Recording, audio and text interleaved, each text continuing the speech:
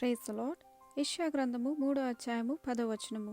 మీకు మేలు కలుగునని నీతిమంతులతో చెప్పుము, వారు తమ క్రియల ఫలము అనుభవింతురు. దేవుని వాక్యం ఏం సెలవిస్తుందంటే, నీతిమంతులకి భూమి మీద ఫలము కలుగుతుందంటండి. వారి క్రియ చొప్పున దేవుడు వారికి ప్రతిఫలం కలుగ చేస్తారు. అలాగే వారికి మేలు కలుగుతుంది. వారు ఎప్పుడు చిగురాకు వలె వృద్ధి పొందుతూ ఉంటారంట. ఏ విధంగా మొక్క చిగురు పెడుతూ ఉంటుందో అలాగే వీరు చిగురు పెడుతూ ఉంటారు. అభివృద్ధి దేవుడు ఇస్తూనే ఉంటారు. నీతిమంతుల దేవుడు ఆకలి కొననివ్వడంట. వారి యొక్క అవసరతలను మన యేసయ్య తీరుస్తారండి. కానీ భక్తిహీనుల ఆశను భంగం చేస్తారని వాక్యంలో ఉంది. ఎవరైతే దేవుని భక్తిని విడుస్తారో వారి ఆశ భంగమైపోతుంది. నీతిమంతుల తల మీద ఆశీర్వాదం వస్తుంది.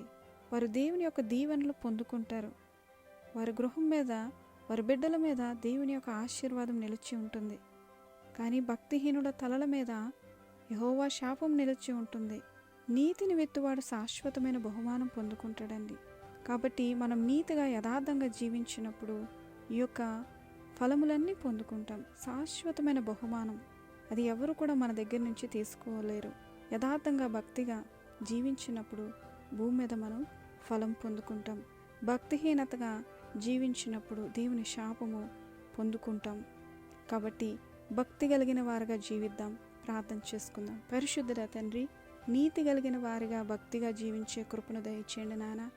భక్తిని విడిచిపెట్టి భక్తిహీనంగా ఉండవద్దు. మీరు మాకు సహాయం చేస్తారని నమ్ముచు యేసయ్య పరిశుద్ధ నామములో ప్రార్థన అడుగుచున్నాం పరమ తండ్రి. ఆమేన్.